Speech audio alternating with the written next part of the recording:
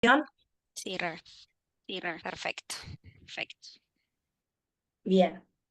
Este es un primer enfoque, un acercamiento que vamos a tener a lo que es ciencia de datos, ciencia artificial, pero antes les vamos a compartir un video que da pie a lo que le vamos a mostrar el día de hoy.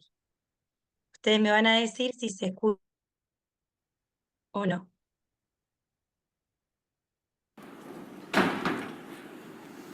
Sí, se escucha. Está buscando. Sí, se escucha. Escuchame una cosa. Vení, vení. Vení. ¿Sabes lo que tenemos que hacer? Arándanos tenemos que plantar. Arándano, ¿qué es eso? ¿Cómo que es eso? Frutos del bosque, estos que están de moda. Te forrás. ¿En serio? Sí, sí. Escúchame, afuera no hay. Se venden en dólares. Equita asegurada.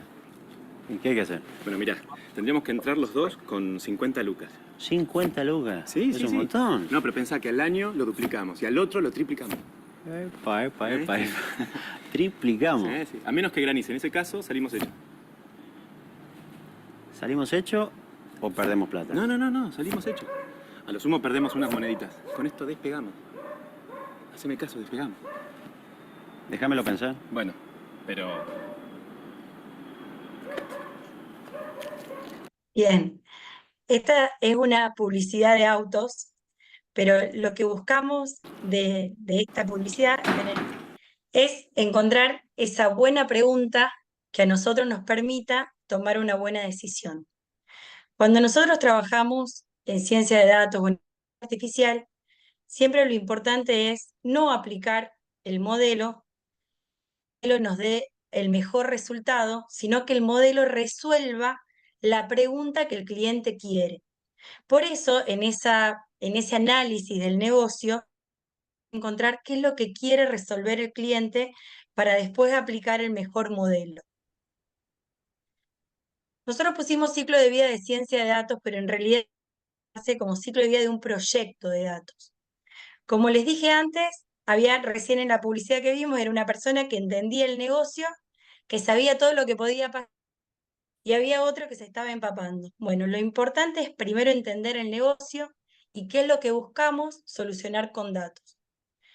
Para eso es necesario ya contar con información previa.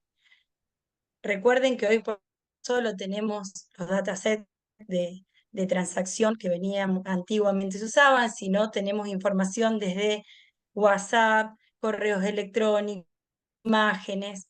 Nosotros tenemos un gran volumen de datos en el cual vamos a buscar la mejor información que responda a la pregunta que mi cliente quiere. Una vez que ustedes tienen ese set de datos, deberían limpiarlo y empezar a explorar con análisis estadístico. Esa parte se la dejo a Agus, que va a ahondar un poquito más. Lo que les puedo decir es que cuando uno empieza a trabajar con datos, el 60% de un proyecto en datos pasa por la extracción, la limpieza y gestión de datos. Una vez que tenemos eso, necesitamos visualizarlo. Y es por eso que nuestra propuesta de hoy es mostrarles esta herramienta de visualización. ¿Por qué? No todos entendemos de la misma forma. Y a veces una imagen vale más que 1000 palabras y nos permite a nosotros decir, bueno, esto es lo que pasó en el negocio, preguntarnos el por qué pasaron esas cosas y después, en función a estos datos, proyectarnos un poco más. Cuando esa visualización se logra y se entiende, estamos entonces a tiempo de comenzar a evidenciar características importantes, crear modelos de Machine Learning y luego nuevamente generar una visualización a ver si lo que el cliente esperaba, ese modelo lo responde. Lo que se busca es un entendimiento compartido, que tanto nosotros entendamos lo mismo y podamos sumar a ese problema que él quiere solucionar. ¿Qué es la ciencia de datos? La ciencia de datos, yo les puse distintas definiciones. Esta de AWS les dice, combina principios prácticos de matemática e inteligencia artificial, analiza, plantea y responde preguntas como qué pasó, por qué pasará. Si ustedes se fijan, en todo aparece matemática, estadística y álgebra. Lo que pasa es que a las tres cátedras le faltó marketing. Y viene ciencia de datos que le van cambiando el nombre, y viene inteligencia artificial, Entonces lo hace más marketinero, pero en realidad siempre aplicamos estadística, álgebra y matemática. IBM dice, se puede utilizar como guía para la toma de planificación estratégica, y el Instituto Data Science habla de un amplio campo multidisciplinario que busca dar sentido a los datos brutos, ¿sí? Si este proyecto de datos tendría que ubicar la ciencia de datos y la inteligencia artificial, la ciencia de datos la van a ubicar en la primera parte y la inteligencia artificial llega con el aprendizaje de esos datos. Entonces, cuando hablamos de inteligencia artificial hablamos de procesamientos o automatizaciones que intentan imitar el comportamiento humano, ¿sí? Hay una profe que se llama Marcela Richilo, es doctora en inteligencia artificial, que ella divide artificial como en 3 áreas. Una que es la visión artificial o visión por computadora, donde a través de la imagen yo logro clasificar y entender lo que muestra mi imagen. Otra es el procesamiento del lenguaje natural, que ustedes lo ven actualmente en todo el ChatGPT, Géminis, en todas las herramientas que estamos usando para entender el lenguaje. Y todo lo que es Machine Learning o aprendizaje automático, que lo que busca es establecer distintos modelos, ¿sí?, para dar solución a esa pregunta. Bien, ¿hasta acá se va entendiendo? ¿Me pueden decir sí, no? Sí. Sí, sí, Sí. sí, sí. Miren que no es pregunta de parcial, me pueden preguntar tranquilamente. Vamos con esto. Está bueno, está bueno. Bueno, está bueno. Cualquiera que haya realizado alguna vez algún curso de ciencia de datos e inteligencia artificial, debe haber trabajado con una base de datos que se lo voy a mostrar ahora. Esta base de datos se llama Iris, la van a encontrar en la red, pero quiero que ustedes entiendan cómo se va trabajando esto. Imaginen que ustedes son floristas, les gusta conocer o saben mucho en este caso de una especie que se llama iris, que tiene 3 tipos de clasificación de lo que es esa planta. Entonces ustedes, como porque conocen tanto y quieren especializarse, arman un dataset donde agarran y empiezan a tomar el ancho del pétalo, el largo del pétalo, el ancho el largo del sépalo, y como ustedes conocen mucho, a ese registro que ustedes hicieron, logran obtener qué tipo de flores, ¿sí? Completan registros a medida que encuentran una flor, toman los datos y arman su propio dataset, ¿sí? Este es el dataset que van a encontrar en la red. Por lo general tienen un montón de registros, largo del sépalo, ancho del sépalo, largo del pétalo, ancho del pétalo, y la especie a la que pertenece. Entonces, una vez que tenemos el dataset, lo que podemos hacer es hacernos preguntas sobre ese dataset. En este caso, ustedes como floristas conocen mucho y ya logran obtener estos datos, ¿sí? Por lo tanto, ¿qué decir? Ya conocen el negocio. Y ahora, como tienen los datos, tienen la información, podrían comenzar a preguntarse algo sobre los datos. Por ejemplo, si algún día voy caminando en el bosque, me encuentro una flor, directamente con tomarle los datos, yo ya puedo cargar los datos en una aplicación, largo del pétalo, ancho del sépalo, y a lo mejor ya me da la clasificación a qué especie corresponde, ¿sí? Esos modelos son conocidos como aprendizaje automático. Dentro del aprendizaje automático se encuentran 3 tipos de aprendizaje. Uno es el aprendizaje supervisado, otro es el no supervisado y otro el por refuerzo. ¿Qué es lo importante? Que una vez que ustedes obtuvieron el dominio y su cliente les hizo la pregunta, sepan qué modelo pueden aplicar en función de la respuesta del modelo. ¿Qué les tiene que quedar hoy por hoy de esta charla? Que si ustedes tienen datos con una etiqueta le llamamos a esta columna donde a mí me dice el tipo de es, lo que ustedes van a poder hacer es clasificar o generar una regresión sobre los datos. Ya vamos a hacer una bien a qué corresponde. Si mis datos no te etiquetas, si yo nada más tuviera las medidas, ¿sí? Yo no tengo información de a qué clase pertenece, lo que puedo aplicar es el aprendizaje no supervisado, que lo que hace el algoritmo es agruparme por características comunes los datos, ¿sí? Y si no cuento con ningún dato, ¿sí? No tengo un dataset de entrada, lo único que tengo es una respuesta que el ambiente me da de si estoy aprendiendo bien o un castigo si estoy aprendiendo mal. Estoy hablando de un aprendizaje por refuerzo.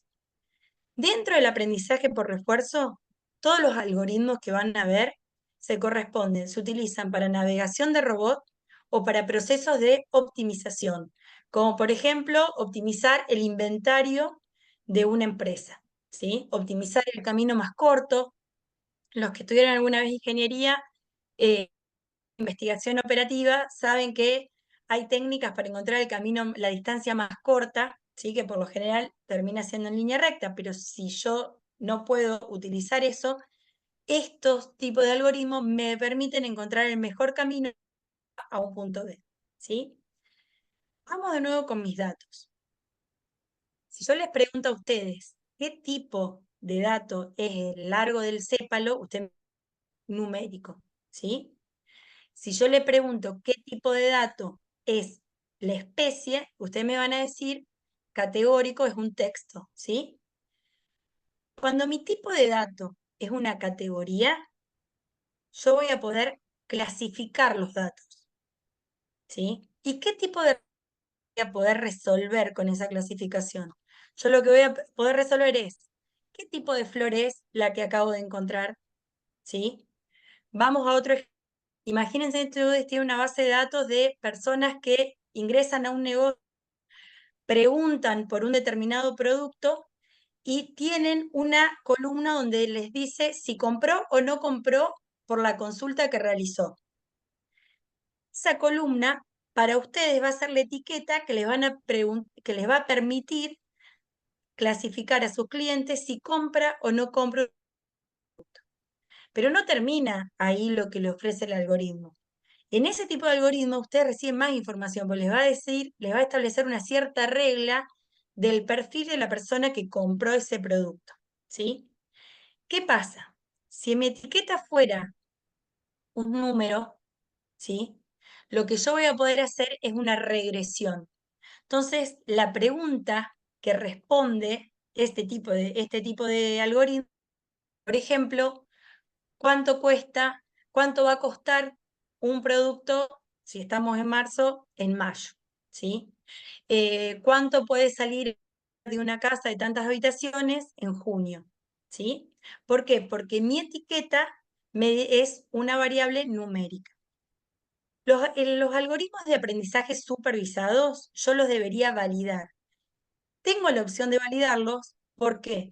Porque como tengo una etiqueta que me dice, mira, vos debías aprender estos datos, los introduciste a tu modelo y tu modelo te predice, te los clasifica de una forma X, ¿sí? Tiene como una validación porque tiene un dataset donde le dice, mira, de 10 ejemplos que tenías que clasificarme, comprar, me dijiste que 7 me van a comprar y 3 no. Y en realidad los 10 me iban a comprar, ¿sí? Vamos a ir en otros momentos ahondando en uno de estos modelos. Dentro del aprendizaje supervisado van a encontrar una árbol de decisión, random forest, máquina de soporte vectorial, redes neuronales convolucionales para todo lo que es imágenes, redes neuronales profundas y todas las arquitecturas de redes neuronales que se les ocurra.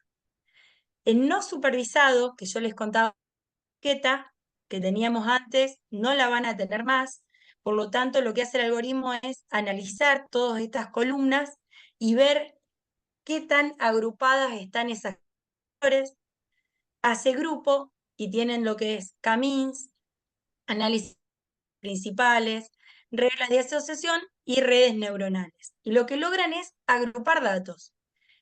¿Qué ayuda a este no supervisado? ¿A qué ¿Qué resuelve? ¿Qué preguntas resuelve? Por ejemplo, con reglas de asociación lo usan mucho para Netflix cuando hay recomendaciones que le dicen, bueno, si viste esta película, la que te digo es un 98% recomendable para ti, ¿sí? Eso es los problemas que resuelve.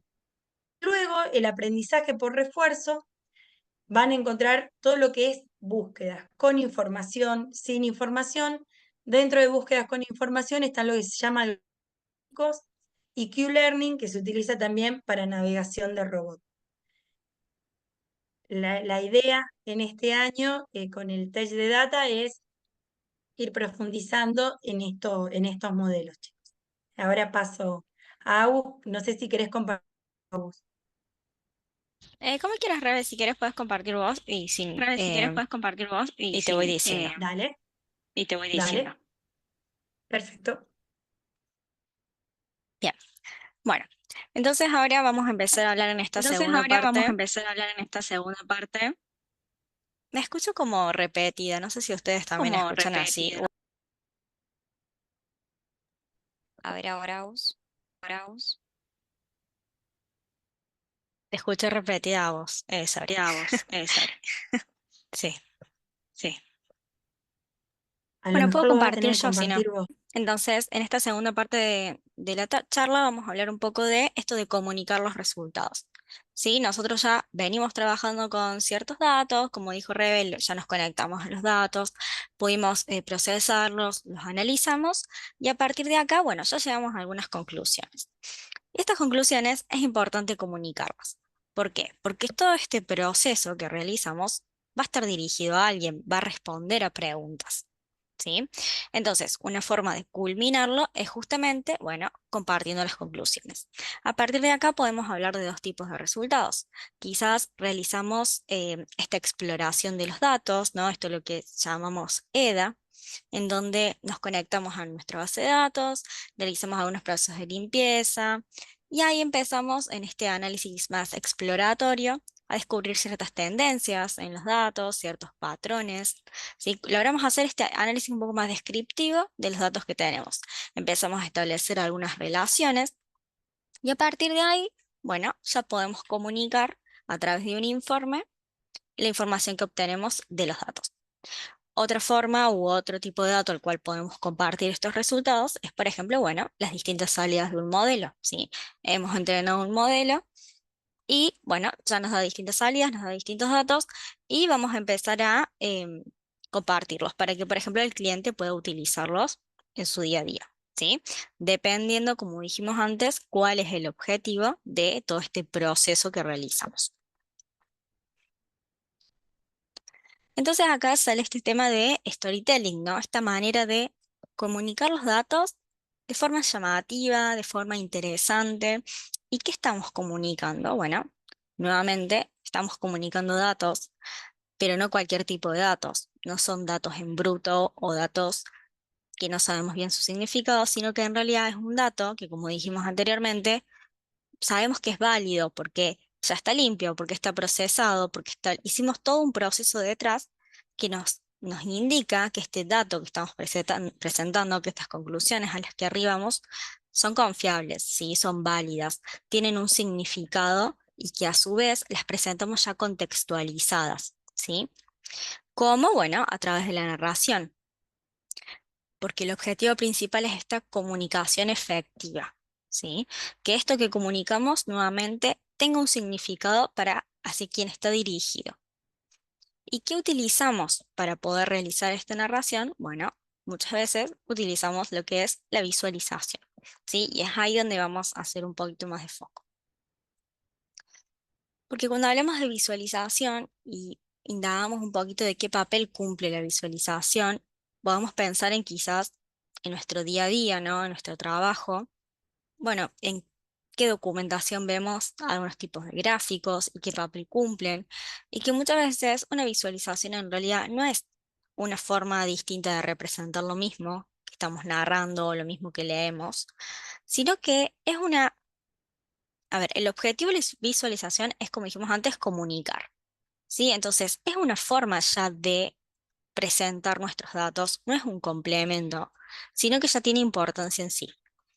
Entonces, ya que estamos presentándolo en una imagen, facilita a que el cerebro pueda interpretar esta información, porque es mucho más fácil si uno piensa en, por ejemplo, tenemos una tabla con 25 registros con cantidad de, no sé, habitantes por distintas ciudades. Y pero capaz que si lo vemos representado, no sé, en un gráfico de barras por provincia o en un gráfico de torta, quizás por provincia, lo podemos comprender más fácilmente, ¿sí? Porque justamente nuestro cerebro tiene cierta el límite para poder procesar grandes cantidades de información de una. Entonces, al presentarlo de esta forma y al conocer ciertos conceptos para poder elaborarlos, nos permite poder comprender fácilmente la información, ¿sí? Bien. Entonces, cuando hablamos esto de poder confeccionar informes, poder realizar estos análisis, nos podemos hacer ciertas preguntas. Y hay ciertas cosas que tenemos que tener en cuenta a la hora de poder armarlo. En primer lugar, ¿cuál es el tipo de dato? ¿No? ¿Qué queremos representar? Tenemos que saber qué tipo de dato es, pero también entenderlo, ¿no? Poder comprender qué es lo que vamos a visualizar. Porque si no terminamos de entender qué es lo que estamos analizando, qué es lo que vamos a comunicar, es difícil que podamos hacerlo de manera clara. En segundo lugar, y en relación al objetivo del reporte o del informe, ¿no? ¿Cuáles son los requisitos? ¿Cuál es esta pregunta guía que hablaba Rebe al principio, que guía la confección, y no solo la confección, sino también todo este procesamiento de los datos, ¿sí? Atender siempre a eso. Y por último, a la audiencia, a quiénes va a estar dirigido, qué grado de conocimiento tiene, ¿sí? Ellos son los que más van a entender los datos, entonces es importante establecer este tipo de comunicación ya desde el comienzo de este proceso de análisis para poder comprender esto que hablamos, ¿no? Bueno, el dato, qué preguntas nos vamos a hacer, cuáles son las distintas prioridades que se establecen en este proceso y de qué manera los visualizamos. Y acá vamos a mostrar algunas herramientas de visualización que se utilizan comúnmente, como es Power BI o Tableau, Looker o Qlik, ¿sí? Em, Estas herramientas son algunos ejemplos. También se puede hacer visualizaciones con Python, por ejemplo, con otros lenguajes, pero en este caso estas herramientas de visualización nos permiten de una forma bastante intuitiva, amigable, realizar algunos dashboards o reportes que suelen ser interactivos, que son llamativos y que muchas veces permiten realizar todo este proceso, ¿no? Nos permiten conectarnos a una gran variedad de fuentes de datos distintas, nos permiten hacer cierto procesamiento en los datos, nos permiten realizar todo tipo de visualizaciones y después poder compartir nuestros productos, ¿sí? Nuestro informe. Y para confeccionar este tipo de informe o análisis, acá puse tres cosas muy generales para considerar. En primer lugar, los principios de diseño, ¿no? Esto de el uso del color, del tamaño, de la forma de los distintos elementos. Que el uso del color, por ejemplo, no solo se refiere a poder armar una estética en el reporte, una imagen de marca o de empresa, que es súper importante, sino también al significado que tiene el color por sí mismo, ¿no? Cómo con el uso del color podemos diferenciar entre distintos valores de datos, podemos agrupar datos, podemos focalizar, ¿sí? Algunos valores, porque quizás son importantes, son métricas importantes o quizás son algunos atípicos, ¿sí? También es importante considerar esta posibilidad de interacción que tiene el usuario con el reporte, hacer una interfaz que sea amigable para el usuario. Se puede incluso a veces hasta personalizarlo aplicando distintos filtros, quizás filtros de fecha o filtros, no sé, por país, dependiendo de los datos con los que trabajemos, que tenga un correcto desplazamiento entre páginas, ¿sí? Que sea intuitivo a la hora de utilizar y de acuerdo a los conocimientos de quien vaya a leer o a utilizar nuestro reporte o nuestro informe. Y por último, en relación a estos accesos y a la seguridad, quién va a tener acceso a los datos, qué tipo de permisos va a tener el usuario del reporte, lo van a poder editar o no, van a poder compartirlo o no, ¿sí? Validar estos temas de accesibilidad al mismo. Son algunos de los puntos a tener en cuenta a la hora de, bueno, poder confeccionar un reporte para comunicar nuestras conclusiones, ¿sí?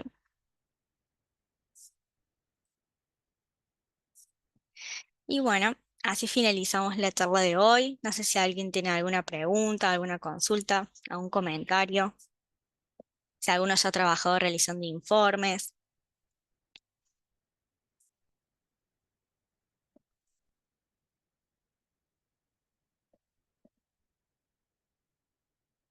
Agustina o Rebeca, tengo una consulta. Sí. Vi cuatro plataformas, la cual conozco una sola de Power BI, pero las otras tres las he visto, pero no sé si existe la posibilidad de profundizar, tienen licencia, se conoce si son de la misma potencia de Power o tenés algún tipo de conocimiento para ampliarlo.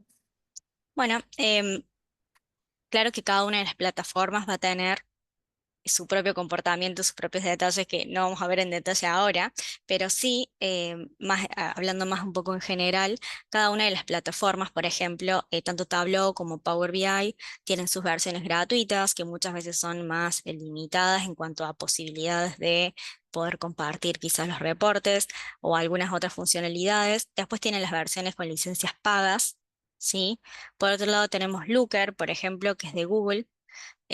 También tiene la posibilidad de realizar ciertas combinaciones de tablas, ciertos valores o columnas calculadas, ¿sí? Cada uno tiene, a ver, son plataformas de visualización bastante similares, son las que más se utilizan, ¿sí? Em, Claramente algunas, a ver, depende las necesidades del proyecto, las posibilidades que tengan en cuanto a adoptar una licencia paga o no, seguramente se podrá decir cuál es la correcta de acuerdo al proyecto o a la necesidad. Lo Muchas que gracias. sí, en función de mi experiencia, yo trabajé con Locker y era gratuita, o sea, podíamos todos acceder a la misma plataforma, al mismo dashboard, pero lo que teníamos que pagar era la conexión a los datos. En la solución que nosotros, en la arquitectura de solución que nosotros habíamos planteado, ¿sí? Entonces, la visualización del tablero es gratis, pero sí la conexión con los datos para que tenerlo en tiempo real en la nube.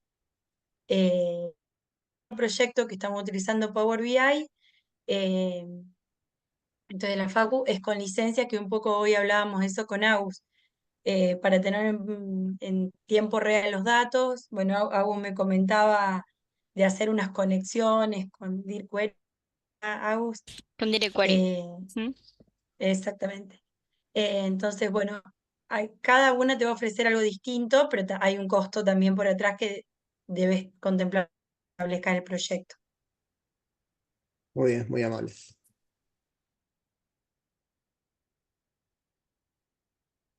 Sí, sí, hay otra pregunta más. Buenas, ¿tienen un grupo donde enseñan eso? O para aprender, digamos. Me parece muy interesante. Bueno, la idea es este año Sí, también bueno, continuar, ¿no? Con los textbooks de data, en donde fuimos viendo el año pasado, estábamos algunos temas, estuvimos viendo un poco sobre todo lo que es la exploración de datos, trabajamos un poco con Python, un poco con visualizaciones. Seguramente este año van a abrir nuevamente la inscripción a este tipo de, bueno, de actividades, de más de investigación, de descubrir nuevos recursos. Así que los que estén interesados están invitados también. Ahí es donde usualmente proponemos distintos temas también, ¿no? De interés. Muy bueno. la- Felicitaciones. gracias, A las Luisito. dos. A las dos, felicitaciones, chicas. Gracias. La idea también esto es compartirlo en los proyectos en los que actualmente ustedes están trabajando, que a lo mejor vean como esa beta de poder incluir estas herramientas en esos proyectos. Eh, que eso es lo rico del conocimiento, poder transferirlo a donde uno está trabajando.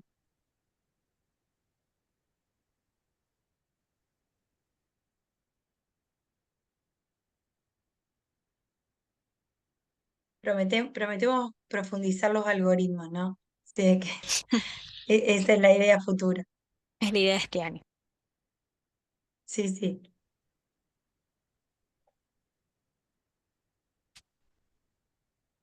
No sé si hay otra pregunta más.